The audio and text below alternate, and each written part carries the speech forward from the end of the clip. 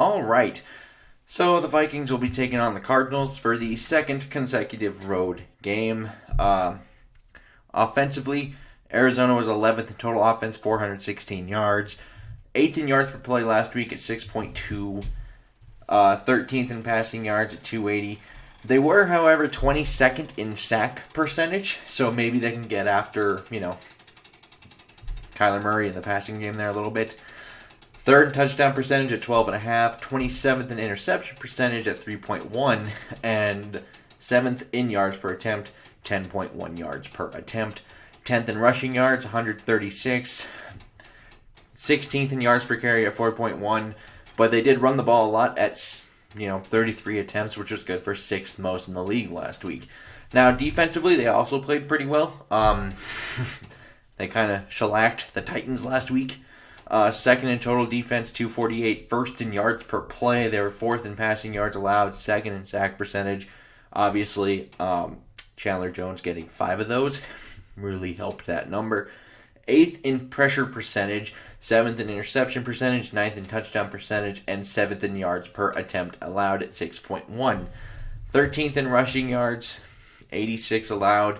14th in yards per carry at 3.9. 4th in points per game at 13, 13th in third down percentage at 35.7, 26th in red zone percentage where they allowed 100%. Now, obviously, all these numbers are very much subject to change, only 1 week. That's why we're kind of going through this part pretty quickly. Normally, I would probably talk a little bit more about this, but with only 1 game, it's hard to tell if these numbers are going to stack up well or like throughout the year or things like that. But their injury reports, Kelvin Beachum, their starting right tackle, looks to be a game-time decision. He didn't practice, and then he had a limited practice on Friday, so I'm thinking he's kind of a game-time decision here. He is listed as questionable. And then Devin Kennard, a linebacker, out with a hamstring.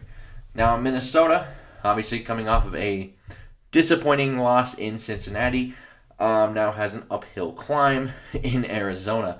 They are 13th in total offense at 403, 18th in yards per play at 5.4, 4th in passing yards though, but 20th in sack percentage, 18th in touchdown percentage, technically tied first in interception percentage because they didn't throw one last week, 14th in yards attempt, so 27th in rushing yards at 67 and 29th in yards per carry at 3.0. That should tell you everything you need to know about what this Viking offense was last week, because we all know Dalvin Cook is the life force of this offense, and they couldn't get that going. 17th in points per game, 24, 18th in third down percentage at 37.5, and technically tied first because they succeeded 100% in the red zone. Defensively, 12th in total defense, 15th in yards per play though, 11th in passing yards, 1st in sack percentage, oddly, 10th in pressure percentage, 24th in touchdown percentage, tied 14th, technically, in interception percentage, and 28th in yards per attempt allowed at 9.7, 26th in rushing yards allowed, and 16th in yards per carry allowed. 17th in points per game, 2nd in third down defensive percentage at 21.4, and then 19th in red zone percentage at 66.7. Now their injury report, tad bit longer. Eric Kendricks is listed as questionable with a quadriceps injury, which happened on Thursday in practice. However, I'm pretty sure he's going to be a go. He was a full practice on Friday, so that's good. You have Barr, Griffin, Hand, and Darisaw all out, though. So now we get to my actual thoughts. And offensively, we're going to start with a pretty obvious one, I think, which is try not to commit 14 penalties this week. That would be nice. And you really have to get this run game going. That's going to help slow down that pass rush, which they kind of need to do. Chandler Jones had himself a day against Taylor Lewan and the Titans. And then they're going to need to put hands on Jones. Extra hands, that is. He was 8 of their 11 pressures last week, which is from Pro Football Reference. So if you have an issue with those numbers, that's an issue on them. I'm just getting the numbers from them. But that was 73% of their pressures. So if you can help slow down the pass rush with running the game put extra hands on him, help nullify him a little bit, maybe.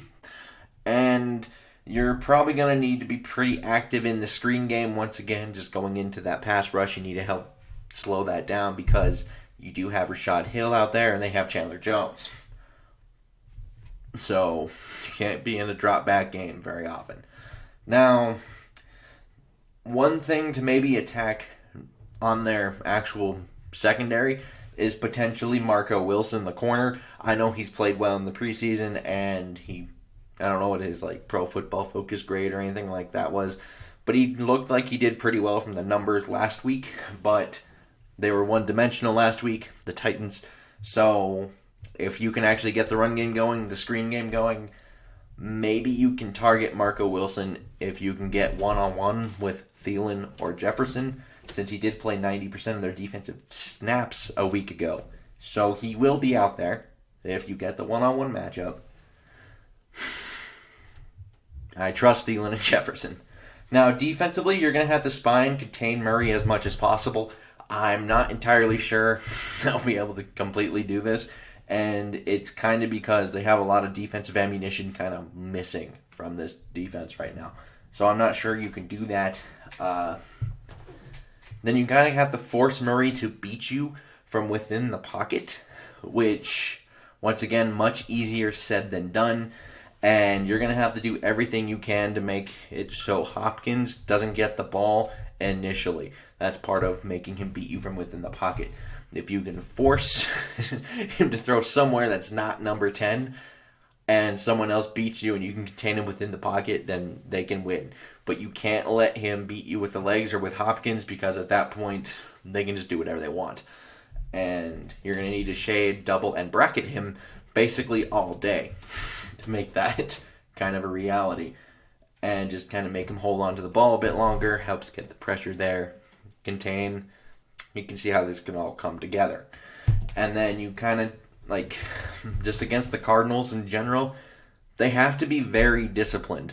They do like to throw a lot of funky formations out there on the offensive side, and obviously Murray does present some challenging things to a defense just because of how fast he is, how he can make people just kind of miss in space. So they have a lot of stress they can put on a defense, so you got to be super disciplined, not only in your rush lanes, but in the passing game, and kind of know the keys and all that. Special teams, just kind of continue to not be the liability. That was kind of nice last week with it. I am taking the Cardinals, though, in this game. 34-24. So I do think this Viking offense is better than it showed last week. And that's mainly because if you look at the half point, well, the halfway, if you look at it as two halves, you have a first half with 7 points with 12 flags, and a second half with 17 points with 2 flags. So when they're not shooting themselves in the foot, they did play a lot better.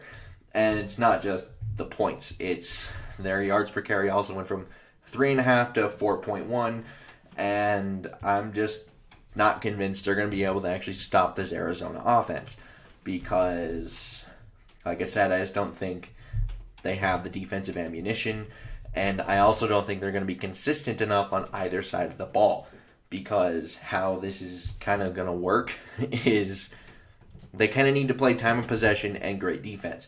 So you're asking the Vikings to be super consistent on both sides of the ball, something they have not been in a very long time. So I'm not liking the chances here. Now, if they don't get their penalty issues sorted out, this thing could get out of hand rather quickly, because if they end up in a heavy drop-back game,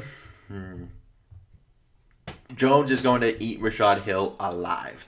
So drop-back situations goes into the Cardinals' favor kind of big time, which is why I said, you get a lot of those wide zones, a lot of those screen game goings just to kind of slow down that pass rush a bit. So maybe if you do have to do in a drop back, maybe it's a little better. Now, I'm just kind of thinking it's a weird week for Minnesota. So any Cardinal fan that doesn't know, outside of Kendricks getting hurt in practice, they also had Everson get in a car crash. That's why he's out. And there was a point where their power went out. So I'm not really having too much faith that they're going to be fully prepared for this game. So it could get worse, but I'm thinking a 10-point loss is where I'm at right now. If just by, basic number laws, I don't necessarily think the Cardinals will play as perfectly as they did last week, and I'm pretty sure the Vikings aren't going to play as poorly as they did last week. So we're going to come somewhere in the middle, which is why 34-24 Cardinals makes a lot more sense to me. I'd like to know your guys' comments down below. Like and subscribing, super helpful. Until next time, I bid y'all adieu.